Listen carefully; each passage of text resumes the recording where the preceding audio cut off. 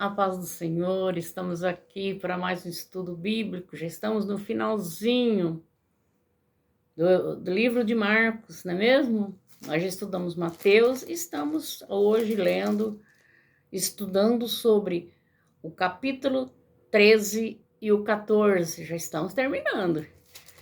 Querido Pai, obrigado, Deus, por este momento, Senhor, que estamos aqui, aprendendo da Tua Palavra. Nós queremos, Senhor, conhecer toda a sua trajetória, Pai, o seu ministério, e nós queremos entender, nos dê sabedoria, nos dê palavra, para que nós possamos expressar de uma forma, Senhor, que todos possam entender, Pai. Muito obrigado, Senhor, em nome de Jesus, amém. Glória a Deus. Nós estamos no capítulo 13 e o 14, e aqui Jesus fala o sermão profético e a destruição do templo. Ao sair Jesus do templo, disse-lhe um dos seus discípulos: Mestre, que pedra, que construção! Mas Jesus lhe disse: Vês esta grande construção? Não ficará pedra sobre pedra que não seja derribada. E eles ficaram sem entender, né? Mas aqui Jesus quis mostrar para eles que tudo aquilo que eles estavam vendo era nada. Que aquilo ali, de um momento para o outro, ia se destruir, não haverá pedra que não seja derribada. Que não ia ser derribada. E eles ficaram assim, mas como? Como isso? Então Jesus passou a ensinar no Monte das Oliveiras, defronte do templo. Achava Jesus assentado, quando Pedro, Tiago, João e André lhe perguntaram, em particular, dize-nos quando sucederá estas coisas, e o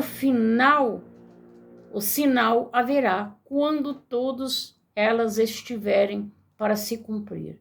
Então Jesus passou a dizer-lhe, vede que ninguém vos engane. Muitos virão em meu nome, dizendo, sou eu, o Cristo, e enganarão a muitos. Quando, porém, ouvirdes falar de guerra e rumores de guerra, não vos assusteis. É necessário assim acontecer, mas ainda não é o fim. Porque se levantará nação contra nação, reino contra reino, e aí por diante Jesus continuou a falar dos sinais que haveriam de acontecer antes da vinda dele. E aqui eles ouviram o ensinamento sobre aquilo que iria acontecer como sinal da vinda de Jesus. E já faz muito tempo que nós estamos vendo estes sinais acontecerem. E Jesus está bem próximo para voltar. Porque a palavra do Senhor não mente, ela é verdadeira. E aqui, já aquele tempo, Jesus já estava falando, alertando, não somente eles, mas muito mais nós. Porque já passaram 2000 anos. E nós estamos vendo sinais aí bem visíveis aos nossos olhos. E aqui Jesus continua falando para eles sobre a grande tribulação e também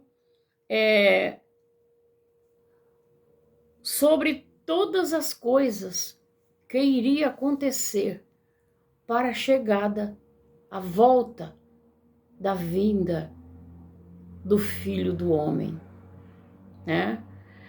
Mas naqueles dias, após a referida tribulação, o sol escurecerá, a lua não dará a sua claridade, as estrelas cairão do firmamento e os poderes do céu serão abalados. Então verão o Filho do Homem vir nas nuvens com poder e grande glória. E ele enviará os seus anjos e reunirá os seus escolhidos dos quatro cantos do vento, da extremidade da terra e da extremidade do céu. essa será a vinda do Filho do homem. A vinda do Filho. Jesus está voltando. E aqui ele diz como será, né? Então, nós devemos nos preparar como Igreja de Cristo para esse momento que vai acontecer. Esse momento vai acontecer e está próximo, bem próximo, muito próximo. Porque os sinais que Jesus nos deixou já está acontecendo há muito tempo. Há muito tempo. Eu creio que Jesus ainda não veio porque tem muitas pessoas que precisam ser salvos e que nós muitas vezes deixamos de falar a palavra, de levar a palavra dele. Então nós estamos tardando a vinda de Jesus por negligência nossa, por omissão. Que Deus tenha misericórdia de nós. Porque Jesus está voltando, mas Ele quer que nós corramos, apressamos para em busca dessas almas, para que no grande dia essas almas tenham se chegado aos pés dele. A parábola da figueira, a exortação da vigilância. E Jesus continuou falando para eles de todos os sinais que havia de acontecer para a sua vinda. O traidor é indicado. Quando eles assentaram à mesa para cear, Jesus disse para eles que ele ia ser traído e que era um deles, dos seus discípulos, que ia trair ele. E eles ficaram tristes. Mas como assim? Trair o mestre? Mas Jesus, categoricamente, Jesus disse para eles, olha, vai ser um daqui que está sentado à mesa. E eles se entristeceram. E Jesus aqui. E começaram a entristecer-se e a dizer um por um, porventura sou eu, mestre? Outro, porventura sou eu? Mas Jesus disse, não, aquele que lançar comigo a mão no prato. Jesus deu um sinal, que aquele que lançasse com ele a mão no prato, esse seria aquele que ia trair. E o que lançou a mão no prato foi Judas, que o traiu. E isso aconteceu. E foi no momento da Santa Ceia do Senhor, quando eles se juntaram para cear, que estavam à mesa, foi quando foi revelado quem seria o traidor. E quando isso aconteceu, Judas já saiu da mesa e saiu para entregar Jesus ao Sinédrio, para assumir, para fazer o que estava na mente dele, no coração, o pacto da traição de Jesus. E foi e vendeu o mestre. E aqui Pedro é avisado. Então lhe disse Jesus, todos vós se escandalizarão de mim, porque está escrito, ferirei o pastor e as ovelhas ficarão dispersas. Mas depois da minha ressurreição, irei adiante de vós para a Galileia. Disse-lhe Pedro, ainda que todos se escandalizam, eu jamais escandalizarei. Respondeu-lhe Jesus, em verdade vos digo, que hoje, nesta noite, antes que 2 vezes cante o galo, você me negará 3 vezes. Mas ele insistia com muita veemência, ainda que me seja necessário morrer contigo, de modo algum o negarei. E assim disseram todos. E Jesus estava no Getsemane, orando. Jesus escolheu 3 para ir com ele, que eram mais chegados. Nos momentos da ressurreição, no momento da transfiguração, Quem estava com Jesus? Pedro, Tiago e João. Eram os mais próximos. E aqui, Jesus escolheu para orar Pedro, Tiago e João. Deixou os discípulos e subiu para o monte. E chegando lá, ele foi orar, porque estava chegando o momento dele ser entregue nas mãos dos que iam executar a sua vida. E ali ele deixou Pedro, Tiago e João. Falou: olha, vocês ficam aqui que eu vou subir no monte. Mas orem comigo, vigiem, porque é chegado o meu momento. Ele foi, orou, voltou. Quando voltou, achou eles dormindo. E isso foi por algumas vezes, 2 vezes, né? Jesus convidou eles para estar com ele, mas eles dormiram, não vigiaram coisa alguma. Coisa alguma. Aí está o que é um intercessor, né, meus irmãos? Muitas vezes nós recebemos a incumbência de orar, um pedido de oração. Ore por mim, me ajude em oração.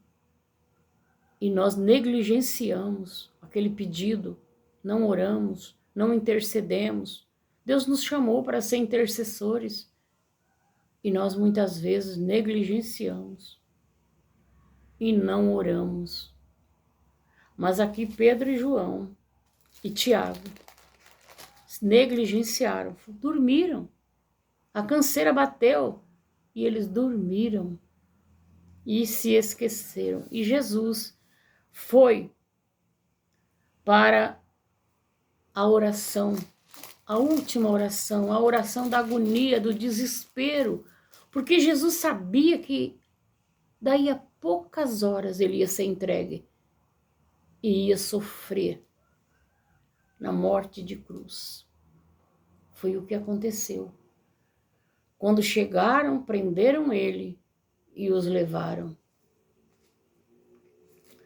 E aqui também levaram ele perante o sinédrio. E ele foi julgado, se reuniu ali o sumo sacerdote, os principais dos anciões e os escribas. Pedro seguia de longe Jesus, aquele que disse que ia morrer por Jesus, seguiu de longe. E negou Jesus por 3 vezes. E Jesus estava só, porque todos eles fugiram. Com medo, porque o seu mestre foi preso. E já havia falado tantas vezes que ele ia ser entregue na mão do sacerdote, do sumo sacerdote, que eles o matariam. E eles fugiram de medo. E assim aconteceu. E Jesus foi entregue. E Pedro negou a Jesus, negou o seu mestre. Ele estava ali porque com certeza era uma noite fria, tinha ali uma fogueira e ele se aquentava ali naquela fogueira junto com todos. Com toda aquela turma que estava ali no momento quando foi Jesus julgado, onde eles gritavam que queria que Jesus fosse crucificado. E ali fizeram uma fogueira e Pedro se ajuntou a eles. Negou a primeira, a segunda e o galo cantou. E ele lembrou-se do que Jesus havia dito, que antes que o galo cantasse, por 2 vezes, ele negaria Jesus. E ele se entristeceu e chorou amargamente. Chorou amargamente, se arrependeu e chorou amargamente. Agora eu faço uma pergunta para você. Qual a diferença entre trair Jesus por 30 moedas de prata e negar que ele era um dos discípulos de Jesus que estava com ele? O pecado não tem pecadinho e nem pecadão. Tudo é pecado. Mas tem uma diferença entre aquele que se arrepende e pede perdão e aquele que não se arrepende. Judas não se arrependeu. Se arrependeu, mas não teve coragem de pedir perdão. Quanto a Pedro, ele negou que era um discípulo de Jesus. Porém, ele chorou amargamente e pediu perdão. E foi perdoado. Não é quantas vezes erramos, não é qual é o nosso erro. A diferença está em pedir perdão e você achar que não precisa pedir perdão. Em vez de pedir perdão, você quer resolver do seu jeito. E foi o que aconteceu com Judas. Foi o que aconteceu com Judas, não é mesmo? E diz a Bíblia aqui que Judas não queria mais aquelas moedas, porque o peso daquelas moedas pesou na sua consciência. Porém, ele foi e se enforcou. Ele não foi atrás do mestre para pedir perdão. Mas Pedro não. Quando ele soube, viu que tinha errado, que o galo cantou, ele chorou amargamente e pediu perdão. E foi aceito por Jesus. Que Deus tenha misericórdia de nós. Né? Que Deus tenha misericórdia de nós. Que nós possamos ter a humildade de pedir perdão todas as vezes que erramos. Porque o choro não quer dizer que nós pedimos perdão. O perdão é nós chegarmos à pessoa que nos ofendeu, que nós ofendemos e pedir perdão a ela. Que Deus nos ensine a perdoar. Nos dê sabedoria e entendimento para pedir perdão e também para perdoar. Que Deus nos abençoe. Até o próximo estudo da próxima semana, se Deus assim nos permitir. Em nome de Jesus. Amém. Glória a Deus.